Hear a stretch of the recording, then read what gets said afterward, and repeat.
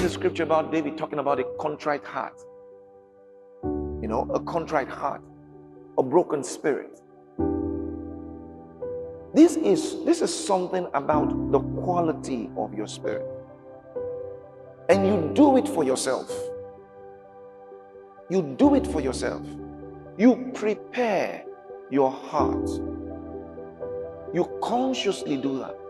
You pay attention to your heart. What's taking your heart? What are the things that take a hold of you? When people are not rooted, they will lose the fundamentals. They will lose the fundamentals. What are the fundamentals? For instance, the Bible talks about love. It says it's the greatest. It's the greatest. Do you know you can get to the point where there will be such demonstrations of power in your life and you are away from love, and because of those demonstrations of the power of God and the gift of God in your life, you begin to neglect love. You know, you begin to neglect love. You can have such demonstrations of power, but still no love. And what did Corinthians say? What did Paul say in Corinthians? He said you are just an empty, instrument, cymbal, making so much noise. But that is the way God sees it, not the way you are seeing it. Because after all, your gift is giving you more exposure, and it seems like everything is fine until you hit something terrible. And by then, for most people, it's too late. It is grounded and rooted.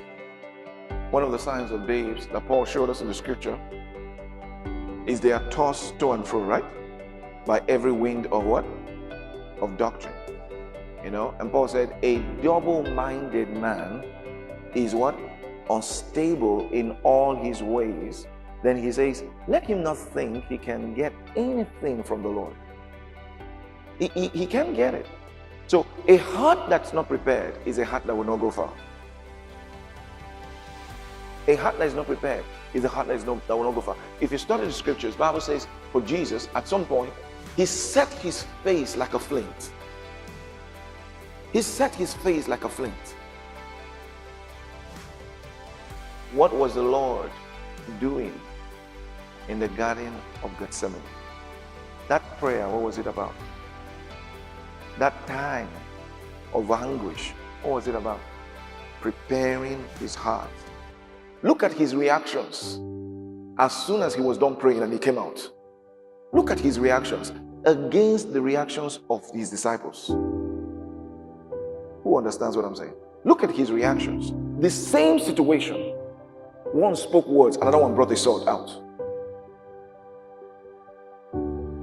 The same situation. One was chained and he walked nicely and just followed. Another one ran away. A prepared heart and a heart that was sleeping when it should have been prepared.